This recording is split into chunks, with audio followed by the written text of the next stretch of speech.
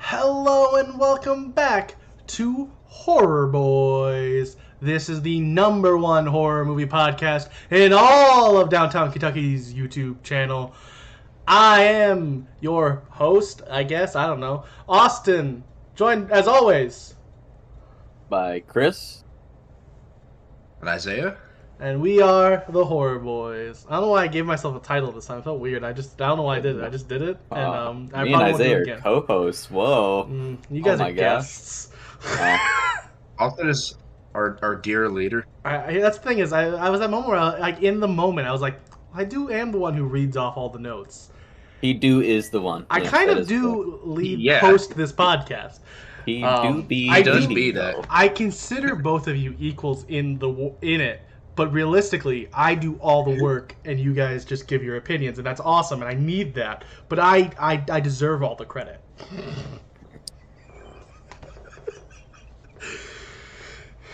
That's an even deal. Yeah. Yeah. All right. Well, this is our 10th episode, baby. We've made it to 10 episodes of this amazing podcast. I said amazing in a tone that made it sound like I don't actually think it's amazing, but I actually do genuinely enjoy the content we make here. We are a horror movie podcast. We review horror movies. If you've somehow made it through that much of the intro and don't know what we are, I don't know how. Probably need to get I need to get that intro more, concise and to the point, so people. But hey, yeah, no, I don't do that. We've been reviewing the Friday the 13th / Jason franchise because, when New Line bought it 2 movies before when they bought it in between 8 and 9, they had to drop the Friday the 13th franchise because they couldn't get the rights to that yet. I think they do now own it because I think the remake was made by New Line, but that's really not the point. Neither here nor there. We're not talking about the remake today. That's anywhere down the line. Today we are talking about Jason X. And you know what? I'm excited to talk about it. So just to clarify, in case you are getting your hopes up or somehow haven't watched this movie and are watching this podcast, it is not a movie where Jason joins the X Games. No. It's just the 10th movie in the series. Yeah. Sorry to disappoint. And it does start with our classic Jason Friday the 13th trope of ignoring the plot of the last movie. Kind of. They tease you into thinking this movie isn't. Because we have an opening credits that starts in hell, but then just transitions to not being in hell with no explanation. So... Yeah. Well, I think this is the movie where they most overtly just come right out and say, Jason regenerates. That's just a power that he's got, but he got dragged. I mean, obviously that has to be. I took him wrong. He's just like. Let's ignore the last movie. Yeah. The last movie was trash, but he literally got dragged to hell. Yeah. I think that's not just regeneration. Yeah. I think that takes a slight more than regeneration to come back from being dragged to hell. I could be wrong. I've never been dragged to hell. I also don't have regeneration powers. But Chris will test his regeneration powers when we do our live podcast. We'll discover that I'm actually a reincarnation of Jason. The second half of the credits, though, it turns into this weird medical thing that, once again, is never really explained. They're just kind of cool visuals that they don't explain, and I think that's the point. They're just supposed to be traveling through Jason's body. Yeah, because Jason's being worked on. We do find out that he is at a research center in the next scene, so I guess this is the scientists there doing research on him. But once again... Not just any research center. That's right. Crystal Lake Research Facility. Ooh. In the year of... The we don't know hamlet of Crystal Lake. And it already feels like it's a little bit in the future in this part, but they don't tell you where in the future we are yet, and... No. The timeline is going to get real screwy when we talk about it a little bit later in this movie. They bring up a timeline, which breaks the timeline. Nothing will make sense in due time. So Jason, so we open up and we have we're at this Crystal Lake research facility, and Jason is chained up here, and he's scheduled to be cryogenically frozen later that day, because we find out much later in the movie the reason is because they can't kill him, so they feel like cryogenically freezing him is the best plan. And this is the closest explanation we get as to why he's out of hell. Yeah. And that's you know. But it'd be one thing if they just ignored it. That'd be nice. But to be fair, who cares? The last movie was so bad. Like, I'm fine with them not trying to explain how he got out of hell, because that movie was trash. In this movie, some people will think it's trash, and I respect those people, but I don't. I genuinely love this movie after watching it, and I'm looking forward to talking about this movie. Love might be a little extreme, but I do really enjoy it. This is his favorite movie. No, it definitely is probably like. We'll get that at the last part where we explain how I feel. I'm not going to. Okay. That's spoiler. We're jumping ahead. Yeah. But yeah, so we have this like military scientist doctor who comes in with a bunch of military guys, and he wants Jason moved. And he doesn't want him here. He wants to move him to this different facility. But, Rowan doesn't want that to happen. The scientist who works at this facility is like, no, we can't do that. And the military guy's like, I'm just going to do it. I went over your head. There's nothing you can do about it. And he goes into the room to get Jason, but Jason's no longer there because in a scene before, this guy covered Jason with a blanket because he didn't like Jason staring at him. Which, it's fair. Jason never blinks. Like, that's a specific, specifically in this movie, something they make sure every time you see his eyes, they're open.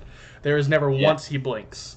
Once again, never been really established before, but now that's a character trait that is in this movie. Yeah. It's one of his powers. I don't know if it's a power.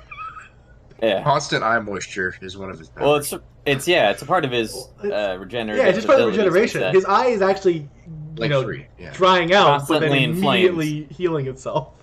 Yeah, you understand. So this doctor wants to, this military scientist, he wants to move him, but they go in and they find out that actually somehow Jason has used his magic wumbo jumbo to put that guy in the chains instead of him, and he starts just killing all the military men. Now, none of these kills are great. I didn't write down any specific kills that happen in the scene, but he takes out 5 military guys who are all wearing bike helmets. The coolest kill is probably where he uses the chains to there are some throw cool a blade kills through somebody. He goes full Hellraiser. And it felt a lot like Scorpion, and I was like, all right, cool. He's Mortal Kombat character now. Or Hellraiser, one of the two, Yeah, or Pinhead. Knowing this, they're probably, copying Hellraiser because horror movies love especially the Jason franchise, just goes, what if we just put this other horror movie in this? Which we'll kind of get to later. And sci-fi. Yeah. But yeah, so we have... He takes out all these people. Lastly, he kills the military scientist. And Rowan starts running away from him. We get the classic... The only time really in the movie where we get that classic cat and mouse stalking scene from Jason where he's trying to follow someone and she's running through this facility. Eventually, she gets a shotgun and starts shooting him repeatedly and tricks him into going into this cryostasis. He just happens to land in it. She kind of shoots him in and pushes something at him that kind of makes him stumble slightly back, just enough that she can close the door on him. And then she stands way too close to the door and gets stabbed for it through the door. Which, to be fair to her, a machete shouldn't be able to cut through that. I get that he's Jason, but the machete should have broke when he tried. Yeah, the machete should have just gone His machete's not magic. Yeah. That's never been established. And I'll be honest. It's made out of adamantium. I know I said that I enjoyed this movie. But at this point, I'm not enjoying this movie. Because at this point, the movie feels like it's taking itself very seriously. And it's awkward. And this first, not an act, but slightly 2 scenes feel a lot different than what this movie is about to become, because when he stabbed through that, they both ended up getting cryo-freezed, and the room goes into lockdown because it was breached, so now they're both stuck, and now we have a time jump. We're in the true future now. We are now in, we'll find out in a couple scenes, but we're in the year 2455. 2450. Yeah, 2455. Yeah. And we're back in the future, and we have these weirdly dressed, Chris mentioned, Star-Lord from the Guardians of the Galaxy franchise. All of these cool Star-Lord masks and super tall collars for some reason. And all these people, at this point, I'm really not enjoying the movie yet, and I'm writing down my notes are things like, they are in this decrepit facility. They all have stupid future names. Because they just start throwing future names at you. Like 4 or 5 in one scene. And at this point, I didn't write them down. Later on, when we get the characters start doing things, I know they throw out names like KM and Azrael. Yeah. And which is a demon, I think. He is. It's like one of the devil, like a devil.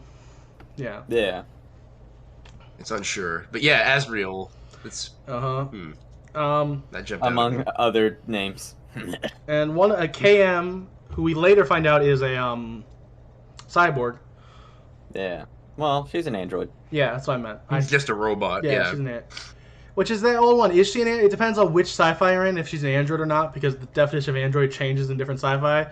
But in the very, alien definition, which is another horror movie in space, she would be deemed an android, I believe. Well, the official dictionary definition of an android is a humanoid-looking robot. Okay. And a cyborg is someone who is Yeah, I didn't mean to say cyborg. Robotic. I meant cyborg was a complete misspeak.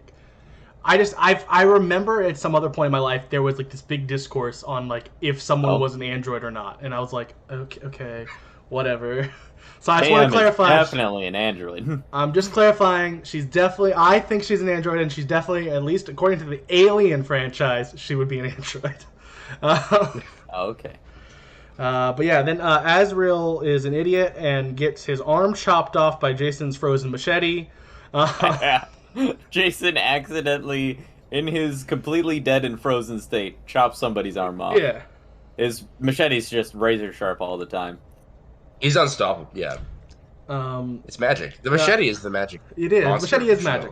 Oh, that also reminds me. When they open the cryo thing, he's in a completely different position than when we last saw him getting frozen. He's in attack position with his arm up when he was just staring out before. The future people's arms. It's like they filmed those scenes on different days and forgot where they put him. And we're like, well, it'd be really cool if he's about to come down and kill the guy. But yeah. Doesn't he freeze with his arm up? Uh-huh. There's a motion of him being frozen as he lifts his arm up and then he just crackles. Maybe I'm wrong. Maybe I'll give the movie credit that they did show that shot and I missed it. I apologize to the movie. It is art now. There are no flaws now. So anyways, Azrael gets his arm chopped off and you're like, oh wow. And then he's panicking. And then Cam's like, oh, don't worry. It's just your arm. And then she injects some chemical into his arm and then it stops bleeding out. Cauterizes it, kind of makes it not bleed out and stuff. It regrows flesh around the stump. Yeah. Then I have here we have about 2 scenes. We're just kind of cutting back and forth to different spots of the spaceship now because they're on the spaceship. And I wrote down a bunch of weird space crew talk because it's a lot of nothing dialogue at this point. This person saying this thing. The only good part is we find out the pilot. He finds out that there's going to be a girl. They found this girl survivor, and he's like, "Oh, cool, a girl, cool." And they're gonna bring her back. That's cool. He's really excited that there's a girl, and which kind of would come off as creepy, which it still is. But it gets saved by this awesome line in the last time we see him before we cut away from him, where he's like, "I'm so lonely." Which is the moment where I realized I liked this movie. Because that is kind of a central theme, is this really quippy dialogue throughout it. Very self-aware, very tongue-in-cheek, very campy, zany, crappy in a sense, but in the perfect way of perfectly given dialogue. Not to the quality of Jason's Friday the 13th Part 6, Jason Lives, but in that same vein of knowing what they're doing and just being over the top weird with it, and I love it. Where were we here now? Now we have a bunch of weird space science that they don't explain at all to reattach Azrael's arm and to bring Rowan back to life with these nanobot technology. Yeah. It's all nanobots. Chainmail and there's something about they had to take off her clothes though for some reason, and one character I don't remember which, I think it might have been Azrael, got really excited. Was it No. Was it Waylander? It was Waylander. Waylander gets real excited about it. And I believe it's Janessa. Janessa is like, no, I'll do it. She's just like, okay, it's a Friday the 13th movie. It has to have, you know, really music. I'm trying to think. What's our word? What's our harmonica themed word for horny? We don't have a word for that yet. But there's there's a lot of very eager to play music together. Yeah. But yeah, and also all these people are teens, despite the fact that they do not look like teens or college students. Technically, they're not teens. I would argue technically they are not teens. They're students of a professor on a spaceship. Yeah, and terms like midterm are being thrown around, which is typically more of a college term. College age. So I would say they are co-eds. Space co-eds, which is probably also a really crappy B-movie horror movie that we could probably watch at some point called Space Co-eds. I'm sure that exists. I'll look for it. That might not be a movie. So that's a good point. Ooh, not a movie we can watch. Yeah. No. But yeah, this is episodes. Just like this movie, this is a different episode. It's something. So yeah, we have a bunch of weird space talk. Oh, wrong spot.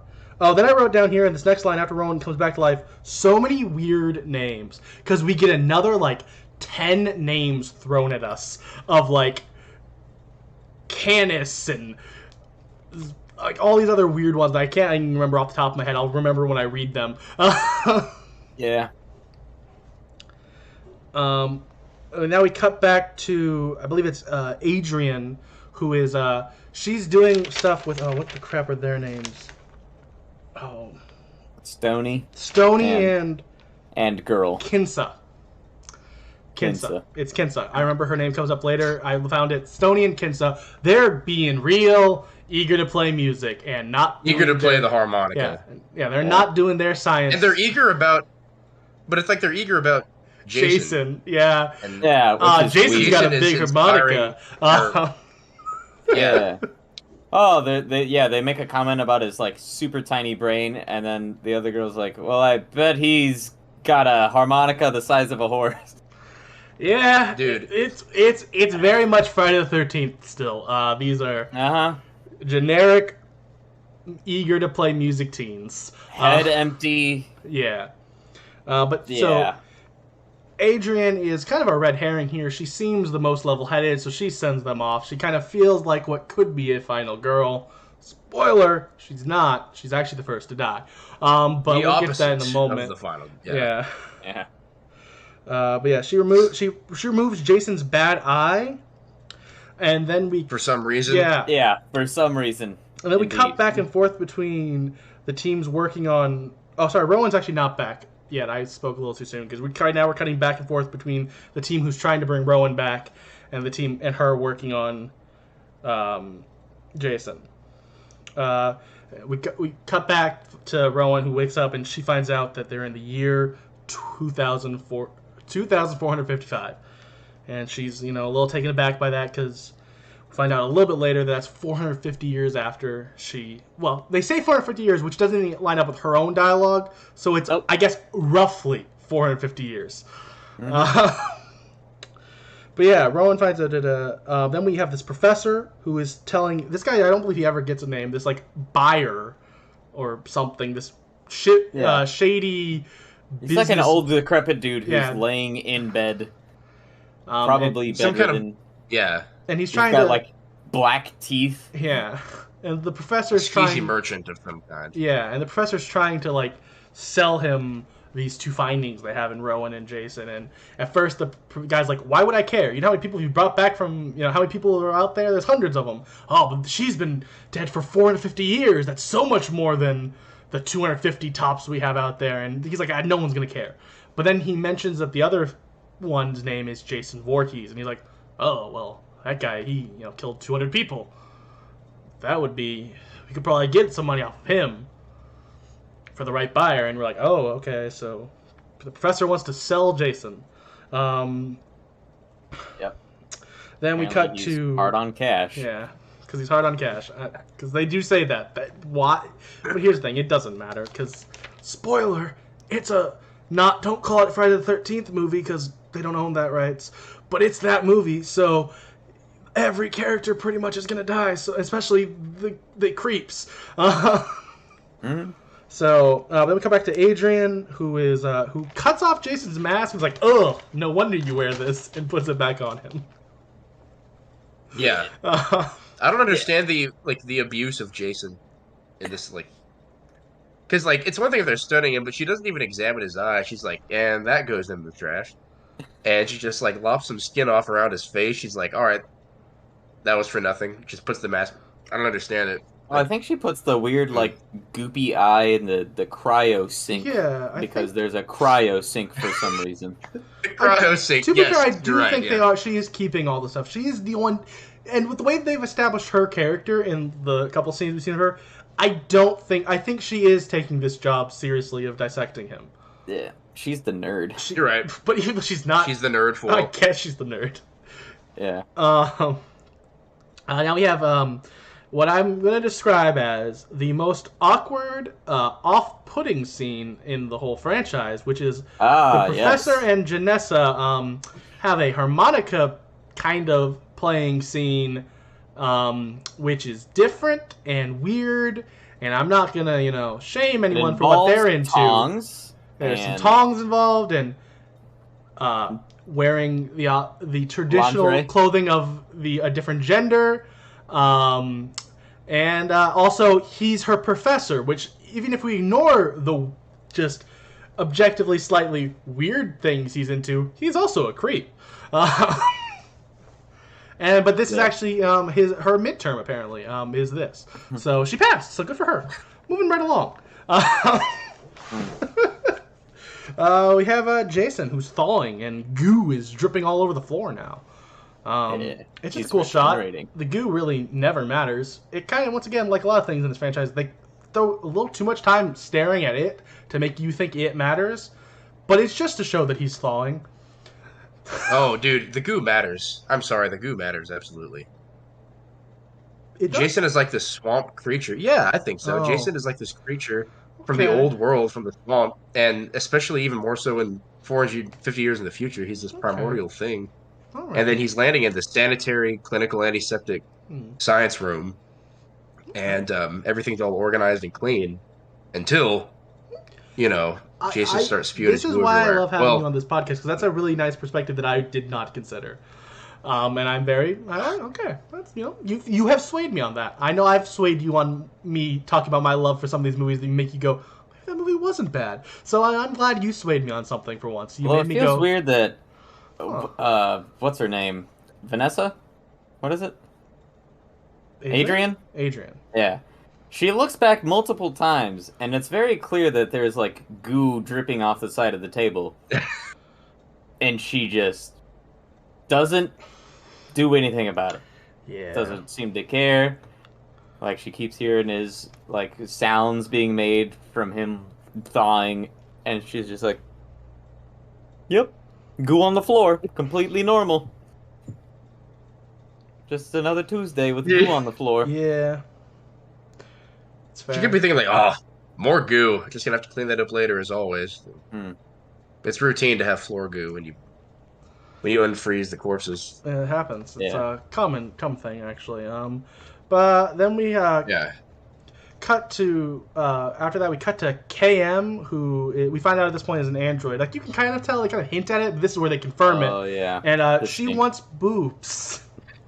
That's the whole scene. She's telling and her nipple falls off. Don't forget, that's very important. Suerin or something like that, is that his name, right? Sunaron. That's it. Sunaron. She's telling Sunaron that she wants that, and he's like, you don't need it. I like you for who you are, because he made her, I guess. There's a Pygmalion situation going on here. Yeah. Yeah. Yeah. Then we cut to, at this point, to be fair in the movie, I don't think they were unnamed, but at this point I didn't realize who they were yet. But I think they do actually. This movie, to be credited to this movie, they give them weird names, so it was information overload. They actually did introduce every character at the beginning, not the classic wait till they die. To be fair, those first scene they throw 30 names at you, and I go, what? And then I realize who all of them are when they're dying. But to be fair to the movie, they do a little bit better credit. Or at least they tried to.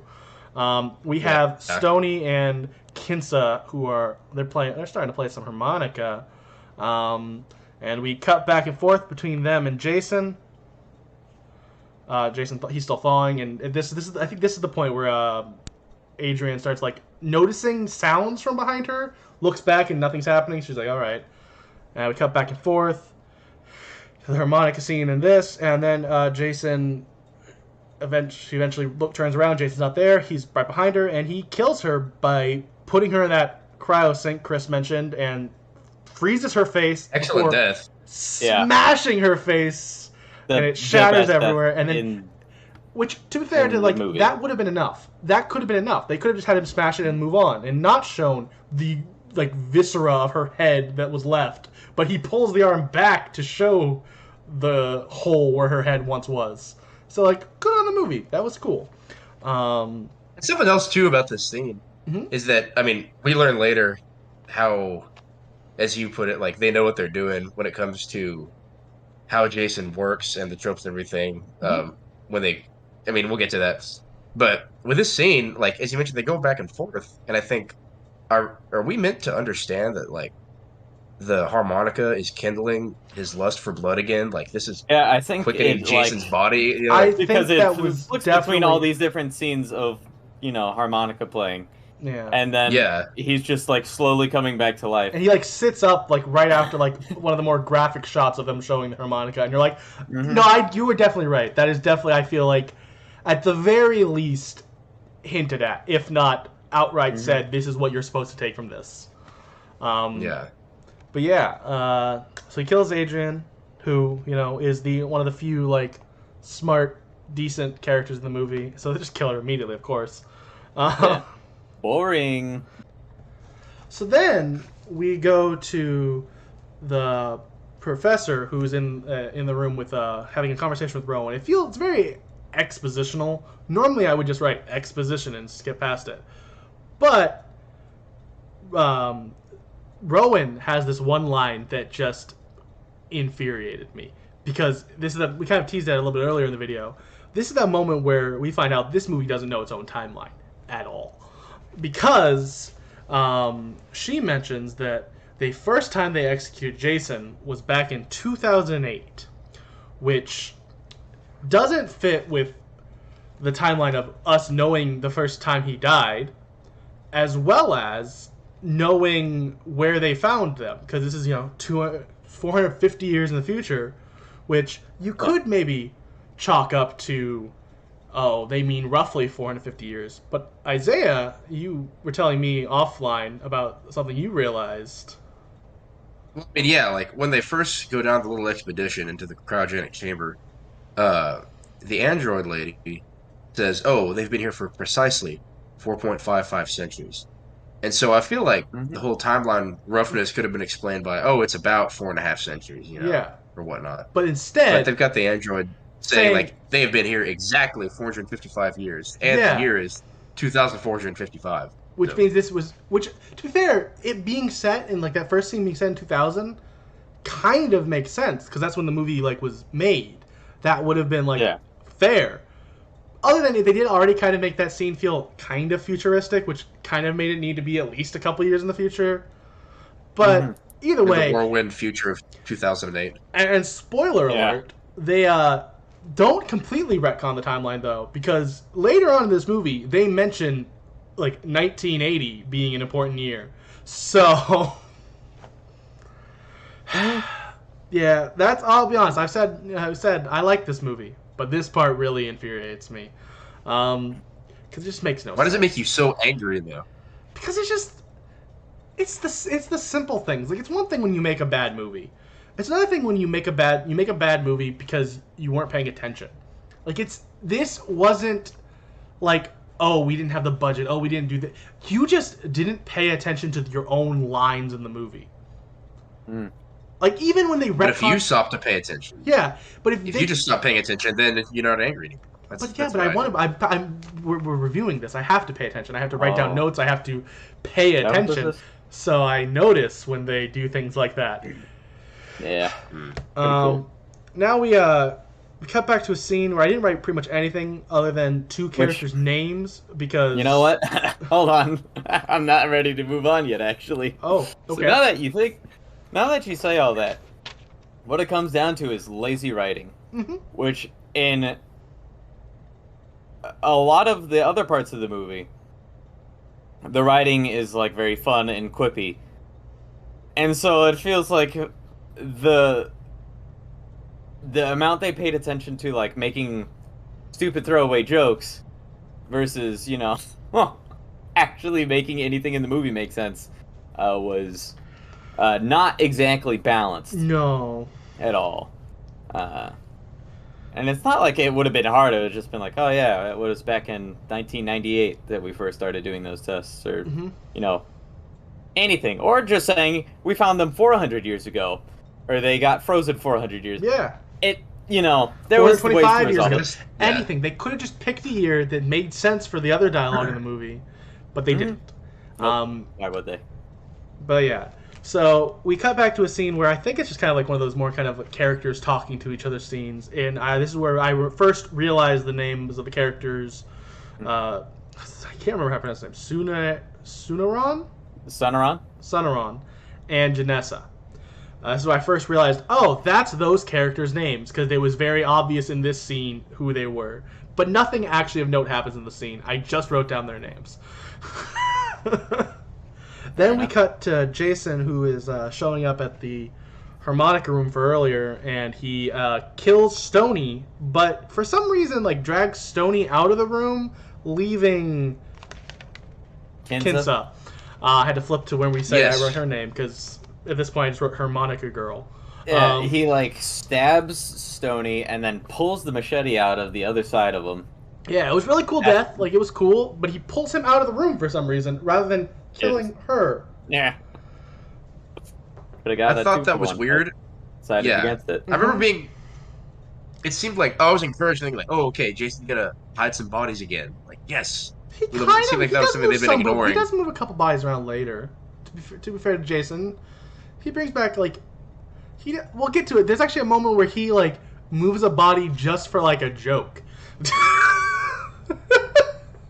I don't think we see Stoney's body ever again. No, Stoney's just dead. Stoney dies. He leaves Kinsa, though, and then the next scene we have her come meeting up with all the other students. She and Rowan. She meets up with them. She's finding them. At this point, we cut to the sergeant telling the grunts to get ready. We're gonna take Jason down. We're gonna kill this guy. Yeah. Then we cut to a scene that I thought was the grunts initially, but we find out a little bit later it's not, because you see Azrael in this scene. You have Stone Cold. I wrote down Stone Cold because he looks like Stone Cold, and we didn't get a name for him for a while. When we watched it initially, I made a really funny joke, and I said, "Oh, that's mildly chilly Dallas." Yeah, his name is Dallas. And fun fact about Dallas, he's the writer of the movie. Oh, nice. Yeah. Serious? Yeah, no, he's the writer of the movie. Oh, well, he's the reason that we... Yeah, he's the reason that I both love and hate this movie. He's a funny guy who needs to have someone help him write movies. But yeah, so Dallas and Azrael are in a VR game, which you don't realize is a VR game at first. You think this is like the grunts killing other things that happen to be on the ship. You're like, oh crap, there's these giant aliens on the ship as well. Which, to be fair, aliens. They look like crap, but this movie is made in 2001, so I will give them a pass on them looking like crap. It's not their fault. Like, those looked okay. Like, good even, probably, for 2001 computer graphics. And honestly, I've seen a lot worse. So, they're meant to be computer graphics. That's also true. So, I guess... Yeah. That's a clean excuse. Yeah, you can explain away with VR games aren't perfect. Exactly. Even, now in the actual future from when this was made. Well, not the future where when we see the incredible realistic women in the VR game later on in the movie. That's a good point. It points out the problem.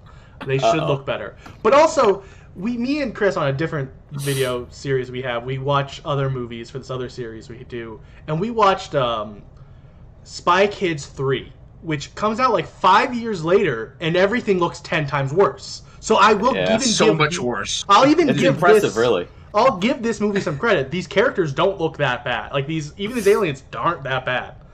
So no, but we do realize they're actually in VR though, and Jason's there now in this VR, and he's killing the aliens. Killed one of the aliens for him, and then kills both of them. But it's in VR, so it doesn't count. But he can kill them there somehow. But they're like, oh, we don't count those as deaths. It doesn't count. I don't know what this glitch is. And then they turn off the VR game, and they find out it's actually Jason. And he starts, he kills him, of course. First, he does this cool, like, spinning pro wrestling-esque backbreaker on Azrael to kill him. And then he smashes Frank, not Frank at all. Dallas. Dallas. Mildly chilly Dallas. How can you forget? Yeah. My next word here was face, but I read face as Frank for some reason. My brain just stopped working there for a second. No. Yeah, he smashes his Frank in. Yeah, he smashes Dallas's face, stone cold. Stone cold. His face into the wall. He breaks it. He breaks his face. He doesn't. He just smashes his face and he leaves him. And then we cut to the sergeant, who his name is like Sergeant Brodsky, I believe. Mm-hmm. Yeah. Sergeant Brodsky, and he's got all these grunts. He says all their names right here, but I couldn't tell who he's talking about yet. I will mention each one of their names as they die, pretty much, because that's when I realize their names. These are our classic. Don't really explain who the character is until they die characters for the movie. Most of the other characters in the movie like get establishment where you kind of care about them when they die to a point at least. Like it's not just here's the first time you see them they die. These grunts are pretty much here they are, time for them to die. But yeah, so they start going. There's this female grunt who I believe later we find out is Briggs. A gruntette. Yeah, Briggs. She finds Dallas's body. Then we cut to the engineer Crutch, I believe is his name. Yeah. That's his future name, Crutch. All right. Mm-hmm. And he almost gets killed by Jason. He's kind of getting spooked. It's kind of a little bit of a prolonged scene of him kind of hearing things behind him, things kind of jangling and moving a little bit. And then he sees it's kind of a cool shot. He sees Jason's face in the reflection right in front of him. But he gets saved at like the last second by all the grunts. Mm-hmm. They show up and they kind of start shooting at Jason, and he gets saved and he runs away. I wrote here that they light him up because they just shoot him a bunch.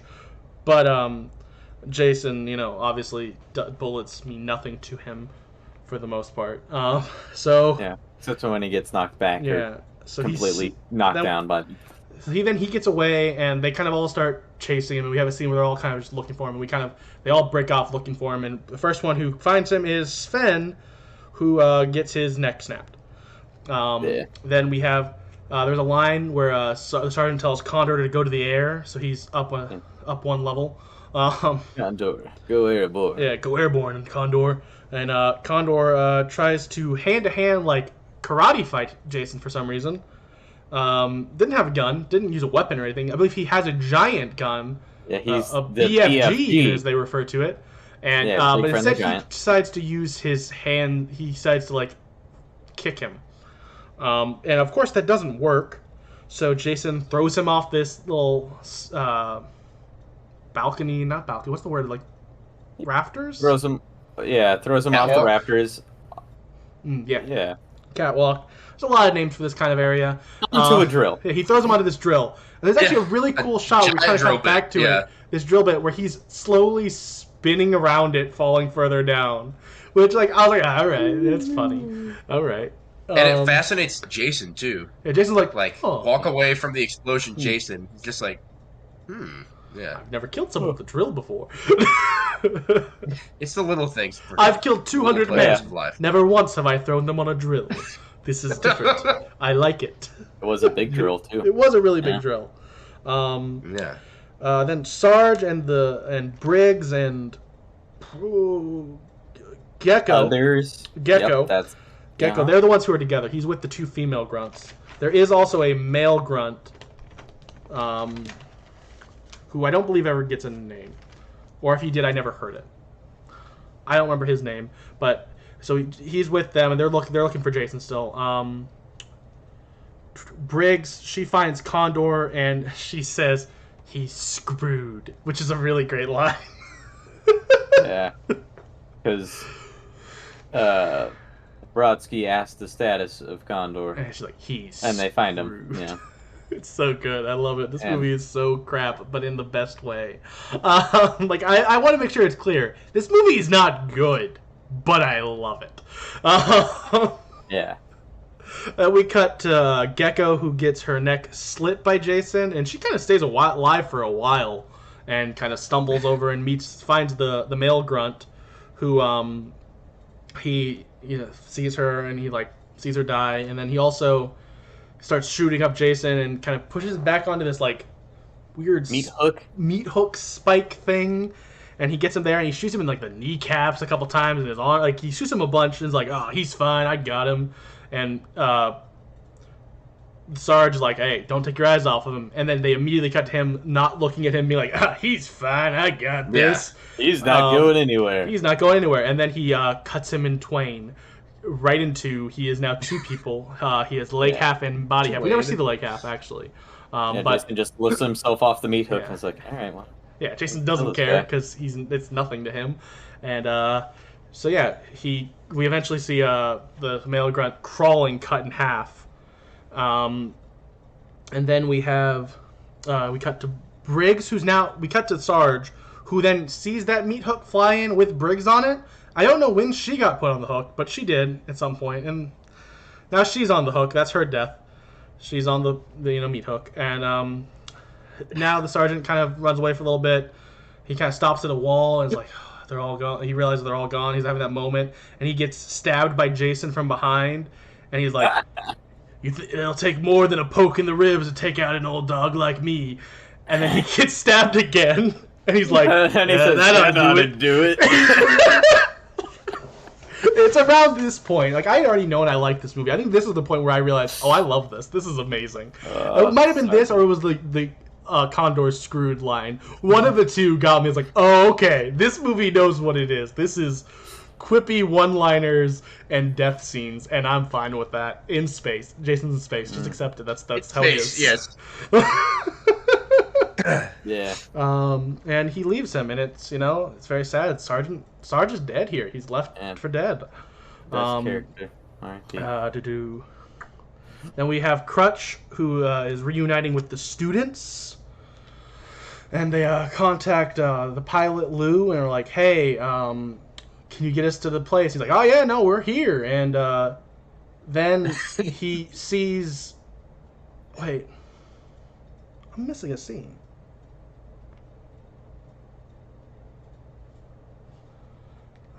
No, you're right. No, I'm not. Lou just gets killed.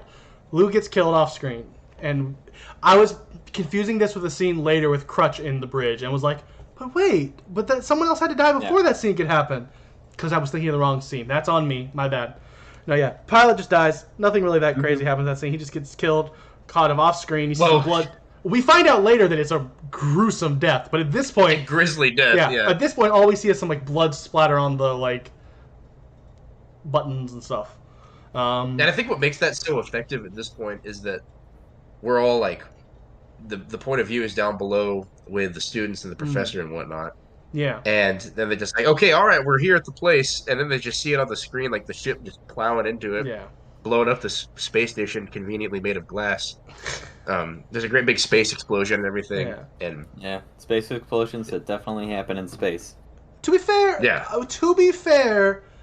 that was a giant space station. There would be tons of oxygen in it. There actually could be an explosion there. Probably not to the size it was. Explosion of that size, though. No, it was probably a little too big of an explosion for the amount of oxygen that would have been in that area where it exploded. You know what? You're right. I changed my mind. This is an implausible movie. That's not what I thought. I know. I thought this movie was scientifically accurate.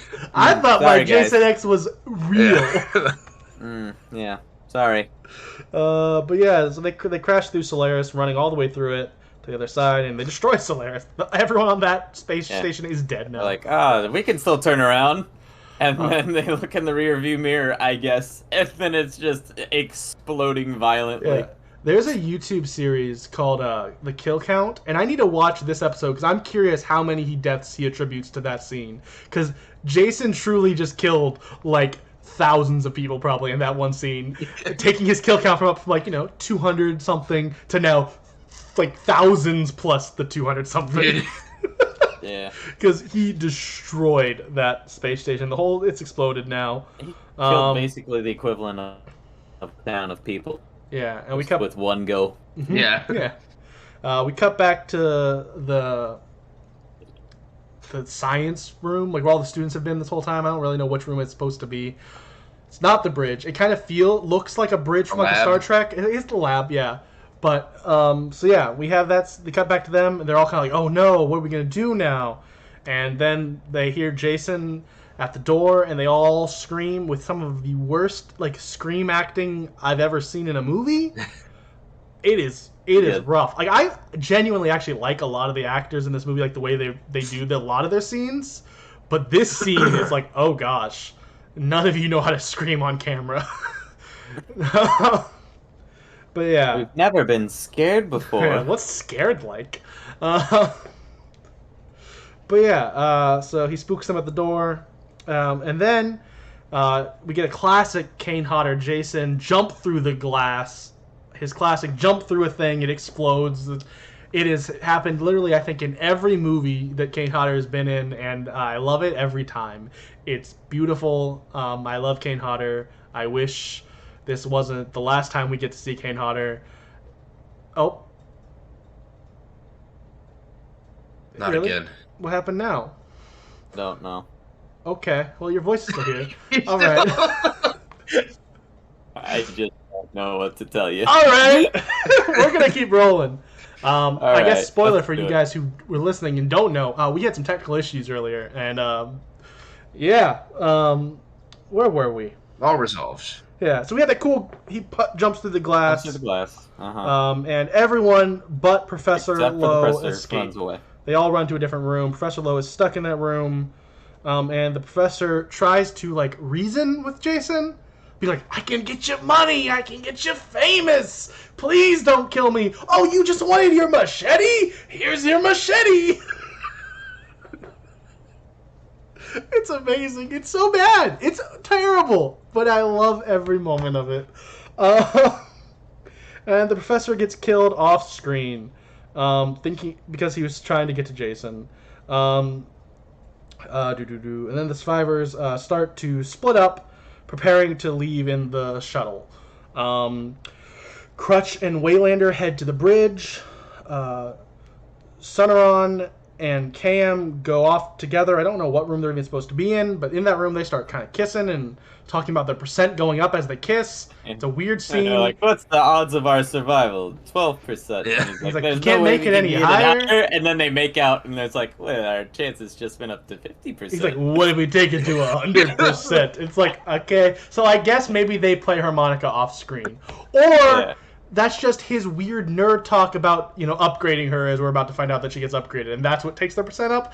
I don't know. He does give her an upload, is what he calls it later. An upload, yes. Yeah. But that may be a euphemism? I don't like it.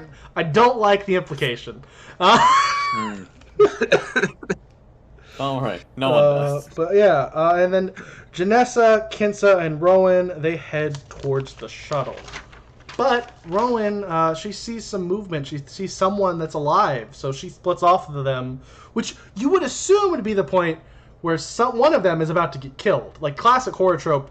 Oh, they split up again? They already split up the party, and now they're splitting up the party within the split up party. Oh, one of them is someone's about to die.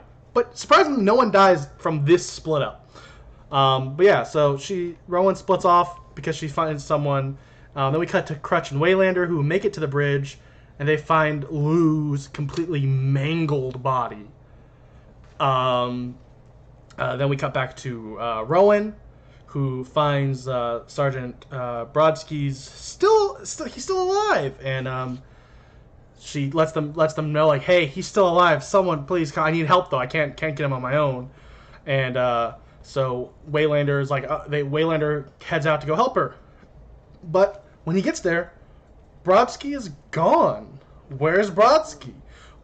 We never really find out how he was able to get up or move or anything. We'll get to that later, but really there's no explanation here. He's just gone. But yeah, then we cut to Jason they're back up to the bridge, and Crutch is sitting at the not the wheel, but the I guess it is, but he's sitting at the cockpit, and he he sees the professor's head next to him. He looks over like, "Oh, hey, Professor, I'm glad you made it out." And then he realizes it's just a head, and Jason electrocutes him to death. So see, Jason moved a body. He took Professor Rose's head with him to fool Crutch. Momentarily. It's buy him a little time. Yeah, I love it. Just playing stupid. A little prank. Yeah, I'm a prankster. Epic prank. Hey, he's been in cryo sleep for 450 years maybe. He went in possibly in the early 20 teens with maybe or in golden 2000 or YouTube in pranks, Who knows? He was feeling inspired. But then we have cut back to the escape pod, the escape shuttle, and Kinsa won't open the door for Rowan, Janessa, and Waylander. And she's just like, no. She keeps saying no. She won't open the door for them, and she tries to leave, but she's still connected to the fuel lines, so she explodes instead. Yeah, she dies because little she escape pod just flies right up back into I don't get the ship. Motivation here. I think why wouldn't she open the door? I get that she's scared of Jason. She just literally watched her love die in front of her. I get that. I get why she's been emotionally broken. But Jason doesn't talk like other people. You know these are your friends. Why aren't you just letting them in real quick so you can all leave together? I don't get it. George, Jason might teleport inside. She just decided to be selfish so she can die, and they don't have that escape route anymore. Basically. The only reason she didn't die earlier. Yeah, they explode, and Jason... Dude, yes. Pretty much. So that they can ruin an easy escape pod. You're right. Jason shows up, but right after Jason shows up, so does Sunaron and KM. And KM is now the Terminator. She's the Terminator. Matrix. She's the Terminator with the Matrix with a little bit of the lead character. I feel I felt vibes from the lead character from the Resident Evil movies as well. Yeah. And she just has this, I would say epic, but that would imply that it was actually well done. But it wasn't it wasn't bad. It was just a weird fight scene with Jason where she's just really weird, doing a bunch of flips and kicks and shooting him a bunch with some guns that don't really hurt him at all. Until she eventually the gun sideways to shoot him, and she's doing cool gun flips and stuff, and she's just being real cool. And then, but once again, kind of that weird flaw in they want this cool fight scene. She's using all these guns that do nothing to him before it's time to actually hurt him. So she switches to these guns that just obliterate him.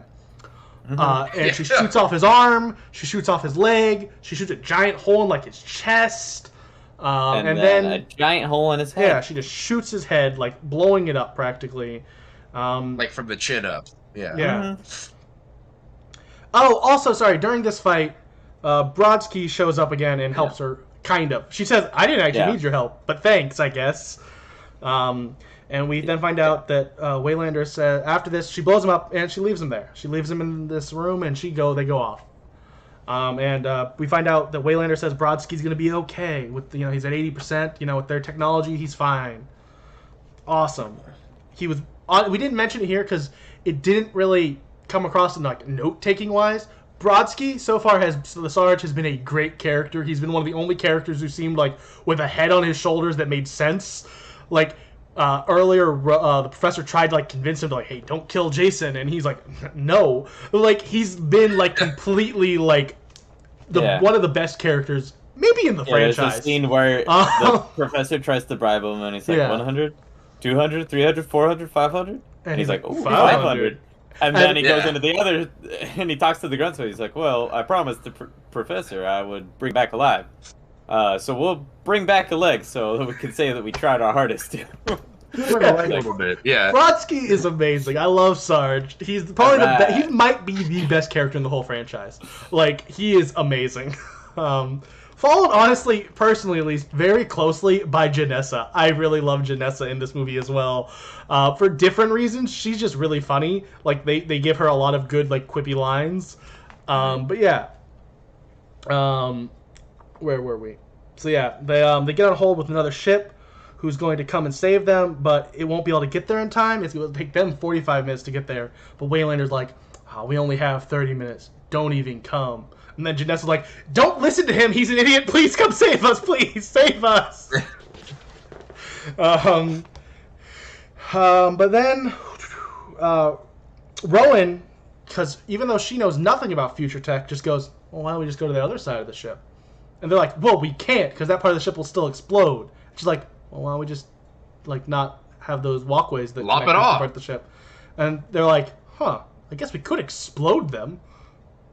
And that's it. She basically solved the whole problem by just, I guess that the classic 2008 spirit. She was able to figure out the solution.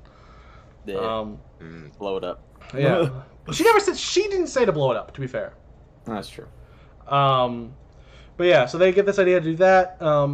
They realize they blow off the walkways. Then we cut to the first time to the medical area from earlier, which is starting to rebuild Jason with the nanobots. For some reason. Well, because it accidentally got turned on in like one of like the shakes or something. Apparently, they show it happened. To be fair, it starts scanning, and it scans him. It's like, oh, this is a living life form that's injured. Let me help it, because it's just a machine that doesn't know any better.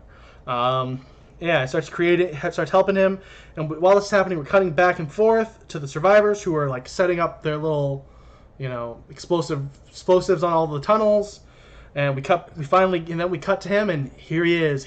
It's Uber Jason, which is the official title for this version of the character. Chris, but it's really Mecha Jason. Mecha Jason could be it, but he's Uber Jason. I'm going to refer to him as Uber Jason in my notes because that is what his name is on IMDb. Kane Hodder is credited as playing Jason and Uber Jason in this movie, and I will give Dallas his credit for his writing. That's Uber Jason, gosh darn it, and I respect Dallas. Because he looks like Stone Cold, and that's cool. As a now bald man with a beard, I respect it. It's a different, not the same bald, not the same beard, but I respect the idea of being a bald white man with a beard. Dallas's name is Todd Farmer. Yes, Todd Farmer, who is the writer. But yeah, so then we have Uber Jason. He shows up, and they have this there's actually kind of once again, this movie has a lot of really good dialogue between the characters. Sunaran asks KM, hey, are you gonna be okay with this? She's like, I don't know, I'll try. It's just I'm not giving it credit with it, but it felt very it felt right in the moment. And she goes to try, and she just gets her head knocked off by Jason. He just punches it off basically. He sure does. And they all be able to escape though, except for Waylander, who is stuck in there. And Waylander actually has the trigger to the explosives. So he sacrifices himself to save everyone, and he explodes the tunnel, sacrifices himself to kill Jason. And but Cam, and this is the point we find where Cam actually her head's still alive though, because she's just gonna be carried around as a head for the rest of the movie. It is. Yeah. No, absolutely. But yeah, and Jason's not dead, and he's still somehow floating through space exactly where he needs to go. I guess maybe the explosion behind him propelled him to the door. Fine. Yeah. He starts breaking the hull. And Janessa starts to get sucked out the thing, and there's this kind of prolonged scene of her being not being able to reach. It's honestly a little too long of what, so we're gonna save her? Oh no, we just don't.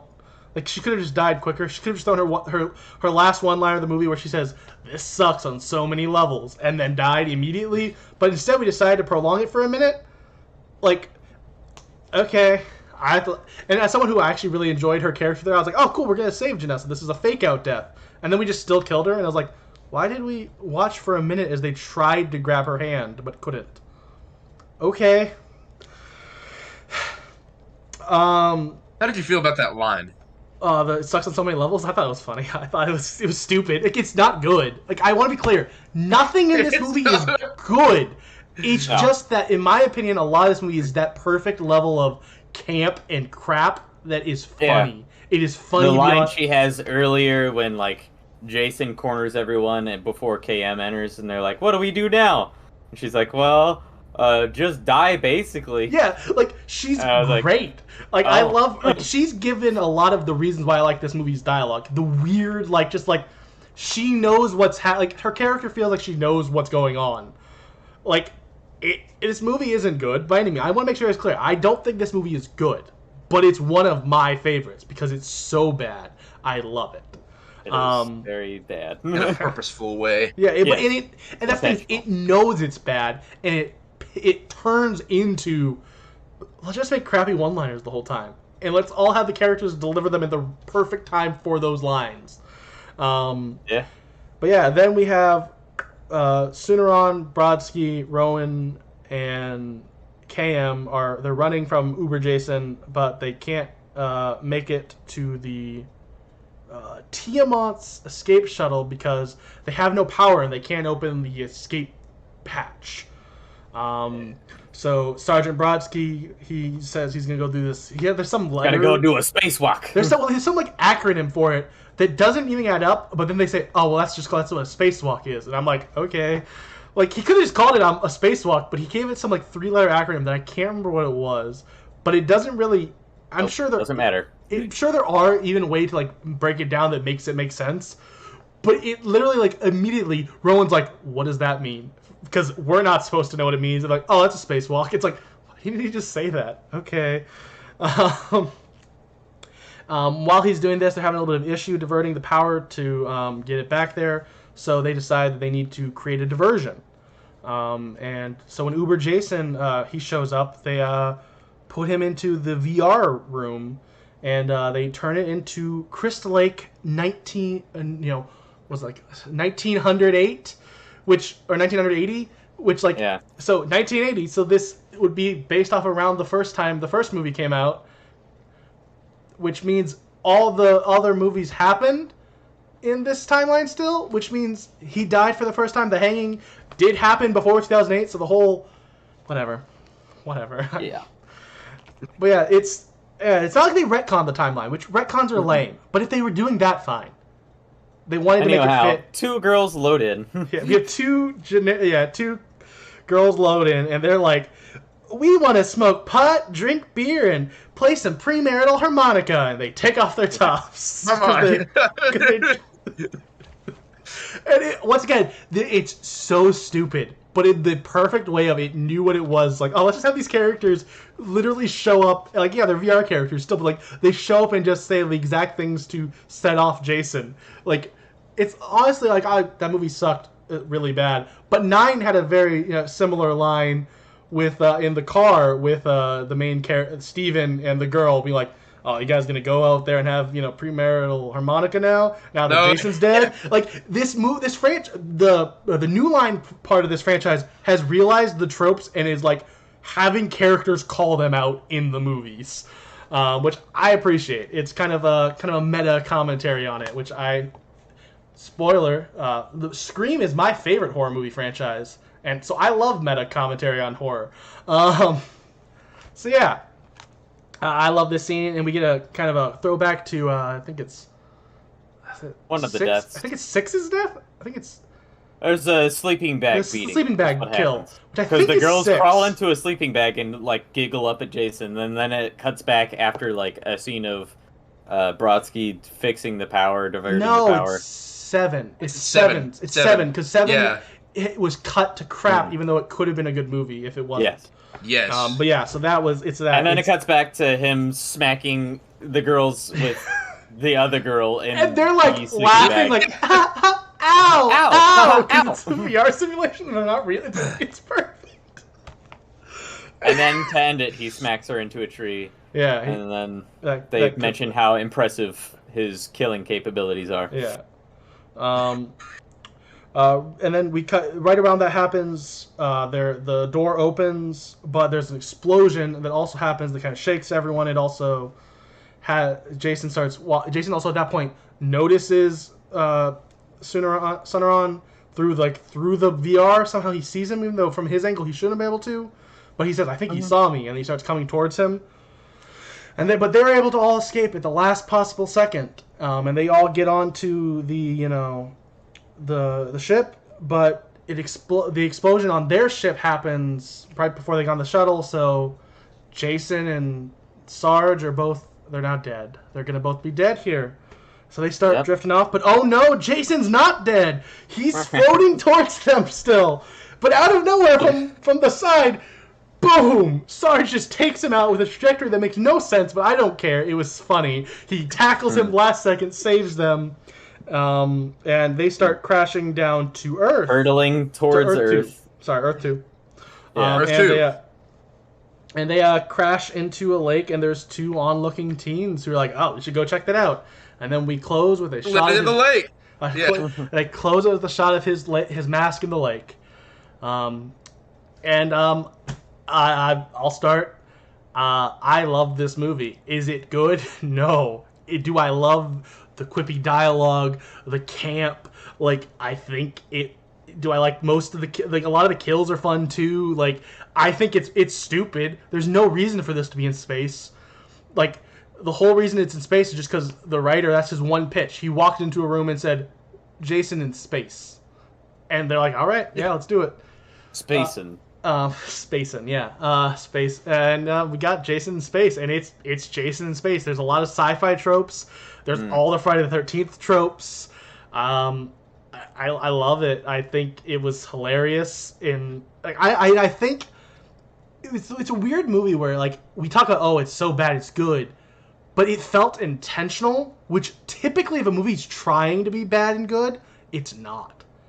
Like, I've watched some other movies that, like, they know they're bad and are trying to lean into it, and it sucks. There's a movie we're going to watch eventually called Thanksgiving 3. Thanksgiving 1 is a so bad it's good movie. Thanksgiving 3 was like, oh, everyone loved the so bad it's good first movie. Let's just be weird and crazy, and it's atrocious. So I'm assuming we will be watching Thanksgiving 1. Oh, we're watching both. Okay, good. Yeah, we're actually watching Thanksgiving 1 this year at Thanksgiving.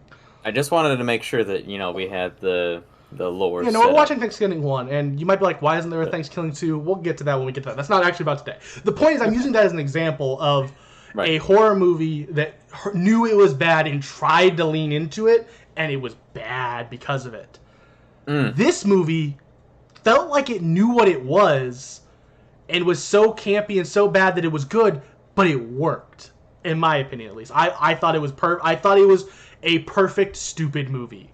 I enjoyed it. Like, we've talked about, like, I think Isaiah was the first one to mention, like, would I suggest someone watching this metric for if these movies? I think this movie is one of, like, 4 movies that people should actually watch. Like, it's like 1, 4, 6, and this one. Those are the ones I think are worth watching. Like, I love everything that this movie is. Is it good? No. As a cinephile, are you going to enjoy this movie? No. Is there a reason there's a 25% on Rotten Tomatoes from the critics?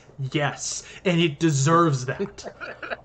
But I think the audience is too hard on it. Because this movie has like 4.4 on IMDb, which is the second worst behind only Jason Goes to Hell. And I don't get it. I don't get how 7, 8, or 5 are higher than this. Like, this is fun. Is it good? Absolutely not. But it shouldn't be. The Friday the 13th franchise doesn't have to be good. The first one isn't good. It's a classic, and it's awesome for what it is, but it's not a good movie. Like, it's good despite itself. It's good despite every decision they made in it. And that's kind of like this franchise is. The ones that are good shouldn't be good, but they are. And then a lot of them aren't. That's my kind of closing out, like, this movie and just general. That's my thoughts on Friday the 13th franchises. The ones that are good are great, and I love them, and the ones that are bad are terrible, and I hate that I watched them. But also, I kind of have a sick love for even those ones. I'm glad I watched them, even though I just said I shouldn't have watched. Like, part of me, like, I had to watch 5 to appreciate 6, I feel like. Like, I love this franchise. It's only my first horror franchise I've watched in full, but I think it's going to be hard for another horror franchise to beat it in my mind.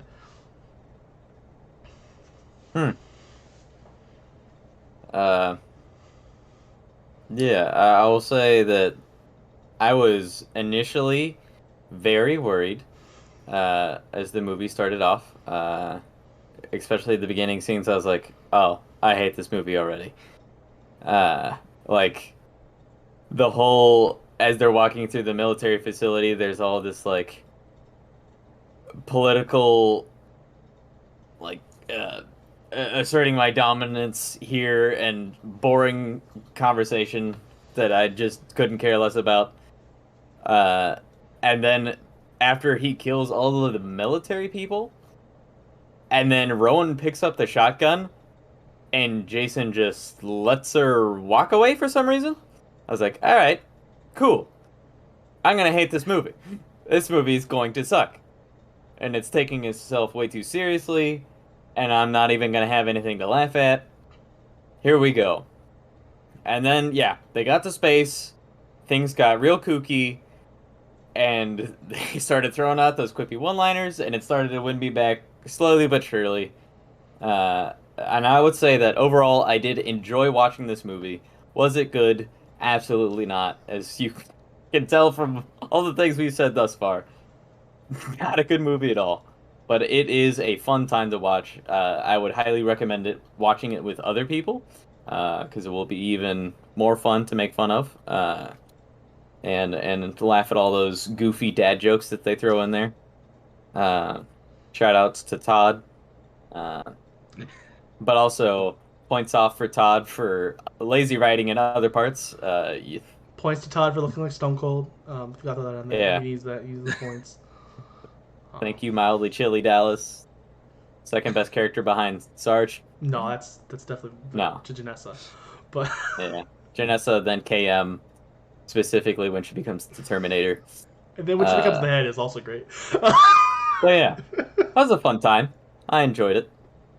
What are your thoughts overall on the franchise? Overall on the franchise, I am very glad that I finally got to watch this entire series, you know, as a big horror fan. It's definitely been something that's kind of been a landmark that I have missed for a long time now, and I can finally say that I've done it. There were parts of it that were very hard sitting through, and that I did not have a good time. But looking back on it and, you know, being able to make all these jokes about the franchise as a whole, it feels good. It does feel good. And if you are a horror fan, yeah, I would say they're worth a watch.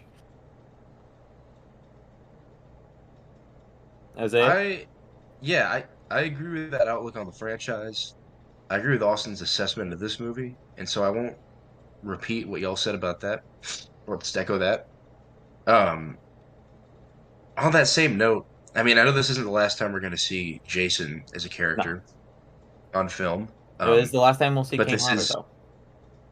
Yes, Jason. Which is sad. For this podcast, we will be covering a couple of them, another franchise he did. Where he's just playing Jason, but you can't call him Jason. Yeah.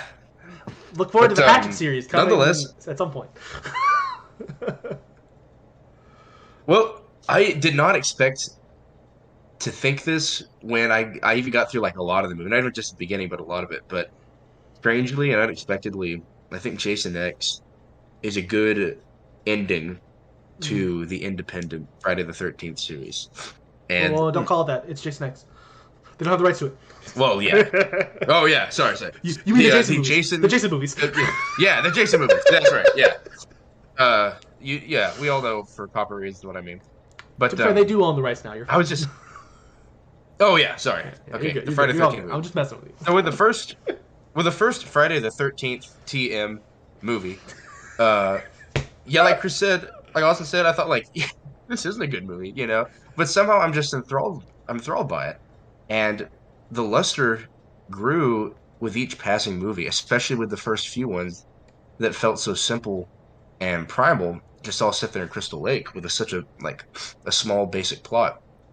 And I've just been thinking more and more like, what is it about those first few movies, especially those first few that keeps bringing me back? And this movie kind of takes it upon itself to explain it. So y'all have pointed out already, like how the cheaper, quirkier, campier parts of the movie became more self-aware and were brought to the forefront very intentionally here, like the tropes especially and things like that. And I think in the same way, they've done the same thing with a lot of the deeper, more symbolic aspects of Jason's character and of the stories. there's I'm thinking, for example, of in Star Wars, you've got the Force, and then when they made the prequels, they decided to throw in the midichlorians, and that was such a disappointment to everybody because it seemed to deflate the mystery of this strange thing at the center of the story, the Force. And the midichlorians, like, we try to have the scientific explanation, and it just takes all the air out of it for some reason. Jason, they could have absolutely done that with this one. They've got nanotechnology. They've got the guy at the beginning poised to explain why Jason is the way he is. He says, like, his regenerative abilities cry out for research. And they don't. He just remains this mystery throughout the movie. And I really like that. And what's more is that they hammer in that point by making these repeated references to, for one, Grendel. That's the name of their ship. The classic character of living alone, in the swamps, right? Better known in Dr. Seuss's adaptation of the story as the Grinch. We don't have to interpret that now. But then Tiamat is the Mesopotamian goddess of the sea, linked with chaos and the womb and all that business, very primordial, same deal. Azrael is the very, very undefined character from, I want to say, Numbers or Leviticus, one of the Pentateuchs, where they're just listing all the books of the law, and they say that the scapegoat that you lay all the sins on will be released into the wilderness to Azrael. And so Azrael is this strange, mysterious, undefined thing that lives in the wilderness. And the placement of these names, I think, is not important. You might chalk that up to bad writing. Like, they're just kind of scattered in there. The name of the ship, that ship, this one character who's kind of a moron. But the movie is aware, as of the tropes, also with the same kind of symbolism that makes Jason a character a lot like the Babadook or these other monsters that lack explanation. And that's kind of what makes him scary and enticing in a way, and very deeply psychological. So this movie, like, I don't know. I did not expect Jason in space to embrace its own story that way. But it was very loyal to itself and to the franchise. And it was really fun. And it was really fun. Yeah. I Space explosions, yeah. You once again prove why I love having you on this podcast, because you know things that I don't, and like, oh wow, yeah, this has been great. This has been a great first half of an arc. Like, in a sense, it could have been its own arc, but due to Freddy vs. Jason, it's part of this super arc we're doing to start this. But yeah, it's bittersweet. Like, I'm glad we made through it, because some of those movies were rough, but I'm kind of sad that we're almost done talking about Jason. Like, sad. I'm gonna miss it, yeah. But next week we're talking about another classic. We're talking about Nightmare on Elm Street next week. I'm honestly very excited. Yeah, Nightmare on Elm Street. I've seen this movie and I love it. Like, it's one we talked about in the first episode. Not to harp on it too much. I came into this podcast not really caring about horror movies, just discovering a horror movie video essay series that made me love them, but had never really seen most of them. This is one of the few ones I had seen and liked. Like, I'm excited to talk about this franchise. It has its dips and it's a lot of dips and some highs, but I am looking forward to this. Just like Jason as a character is cool and mysterious, I think Freddy as a character is as iconic as Jason is. I think the only character that might truly be as iconic is maybe Michael Myers, but Freddy's up there, and I'm looking forward to start discussing Freddy next week. So we will see you next week for Nightmare on Elm Street. Bye-bye. Bye-bye. See y'all later.